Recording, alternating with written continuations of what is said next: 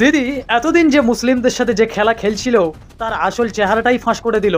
চলুন দেখে আসি ভিডিওটা, এবং ভিডিওটা আপনারা বেশি বেশি পরিমাণে শেয়ার করবেন। কেমন, চলুন দেখে আসি। মমতা ব্যানার্জি এসে বললো কি আমি মোদীকে সাপোর্ট করে দিলাম, আমি বিজেপিকে সমর্থন করলাম, ওয়াকাব আইন মেনে নিলাম, মসজিদ মাদ্রাসা সব সরকারের হয়ে গেল, ওটা আর আল্লাহর বলে কিছু থাকবে না। মোদী যখন চাইবে তখনই ঘন্টি বাজাবে, যখন চাইবে মোদী তখনই মসজিদ বন্ধ করে দিতে পারবে, কবরস্থানে তোমাদেরকে মাটি দিয়ে বন্ধ করে দিতে পারে, তোমাদের কবরস্থানে হালো বাহিয়ে দিতে পারে। আমি এখানে মিথ্যা কথা বলতে আসিনি।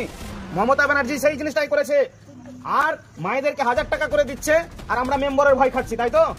তার বিপক্ষে গেলে মেম্বার না জানি আমাকে কি করবে, কি করবে জানতো একটাই, কি করবে জানতো একটাই। আল্লাহ তো বলেছে ইজ্জতের মালিক আমি, মমতারও মালিক আমি। তাহলে গ্রামের কোনো প্রধান কি আমার মমতার মানে মালিক নাকি? যেখানে আল্লাহ নিজে বলেছে রিজিকের মালিক আমি, সম্মানের মালিক আমি।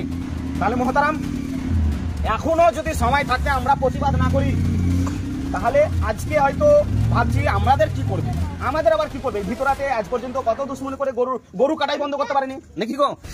হ্যাঁ, তা আমাদের আবার কি করবে? হ্যাঁ, আমাদের কিছু করবে না, ভিতরার কিছু করবে না, মোরারোয়ের কিছু করবে না। কোথায় করবে? সাঁইথিয়াতে করবে, বোলপুরে করবে, ময়ূরেশ্বরে করবে, যেখানে যেখানে কম আছে সেই জায়গা করবে। সব যখন হয়ে যাবে তখন আমরা আবার কি হরিদাসে পারেন কি? হ্যাঁ, তখন আমাদেরকে কি ছাড়বে না? অতএব আমাদেরকে সচেতন হতে হবে। কি দেখুন, আমি আরো উদাহরণের জন্য বলছি।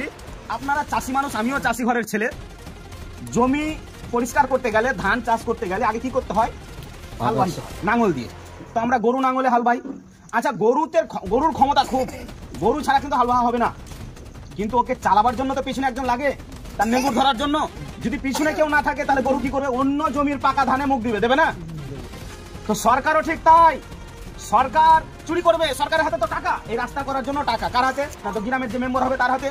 ওই পুকুর খুঁড়াবার জন্য টাকা কার হাতে? গ্রামের যে মেম্বার হবে তার হাতে। একটা গরিবের ঘর আসবে, টাকা দেবে কার হাতে? যে মেম্বার হবে তার হাতে। 20,000 টাকা না দিলে তোমাকে ঘর দিব না। কিন্তু আর প্রতিবাদ কে করবে? একটু আগে বললাম, গোটা গান লোক কিছু বলে না, তুই আবার কে রে? না, তো প্রতিবাদ কি? প্রতিবাদ হচ্ছে তার বিরুদ্ধে একটা মেম্বার দাঁড়াবে, সে হারুক